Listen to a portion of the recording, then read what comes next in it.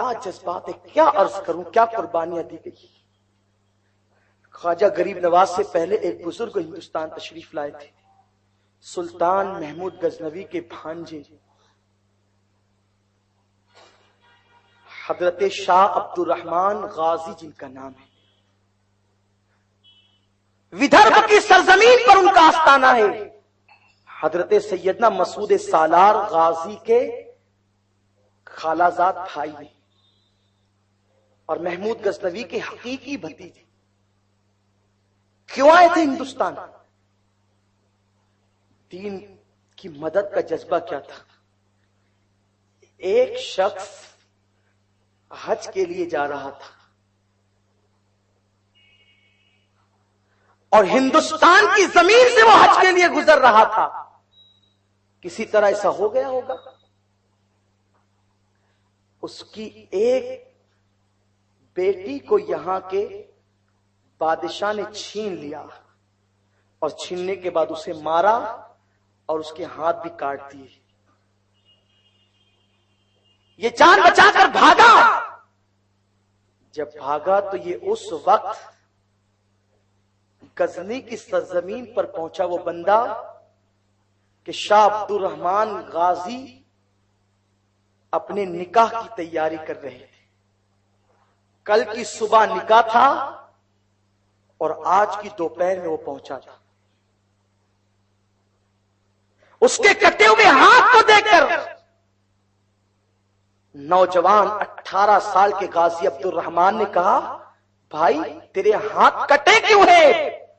اس نے کہا، تم جیسے نوجوان عیش و آرام کا انتظام کر رہے ہیں اور ہماری بچیاں کافروں کے قبضے میں ہم دے کر اور ہاتھ کٹوا کر آئے ہیں، ہے کوئی اللہ کے دین کی مدد کرنے والا اور اسلام کی آبرو کو بچانے والا؟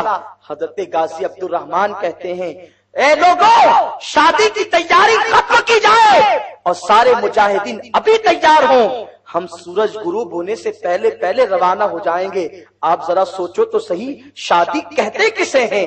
نکاح کہتے کسے ہیں؟ انسان شادی کی تیاریاں لوگوں کے درمیان بہت دیر میں کرنا شروع کرتا ہے، اصل میں ایک نوجوان اسی دن سے شادی کا پلان تیار کرتا ہے جس دن وہ سن بلوغ کو پہنچتا ہے، جس دن وہ بالغ ہوتا ہے۔ جیسے ہی وہ جوانی کی دہلیز پہ قدم رکھتا ہے، اس کے دلوں کے اندر تمنائیں انگڑائیاں لیتی ہے، منصوبے بنتے ہیں، پلان تیار ہوتے ہیں۔ مگر باہر مسلمان، تیری عظمتوں کے کیا کہنے، تیری شان کے کیا کہنے؟ اللہ اکبر۔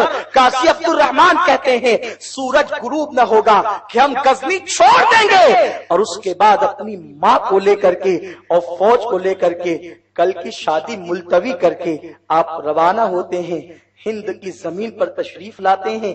لانے کے بعد فوج اتنی تھک چکی تھی، پسماندہ ہو چکی تھی کہ تیزی کے ساتھ لوگ کٹ رہے تھے۔ نگاہیں آسمان کی طرف اٹھی، مولا شادی چھوڑ کر کے آیا ہوں پھر بھی کامیابی نہیں ملتی۔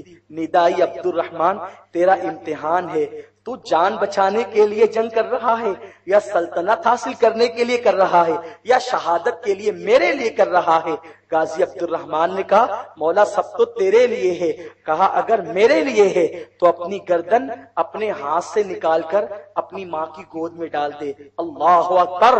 غازی عبد الرحمن اپنی تلوار سے اپنی گردن اتارتے ہیں، ماں کی گود میں ڈال دیتے ہیں۔ جب ماں کی گود میں ڈالا، ماں نے اپنے اس دولہا کی گردن اپنے ہاتھ میں اور اپنی گود میں لی۔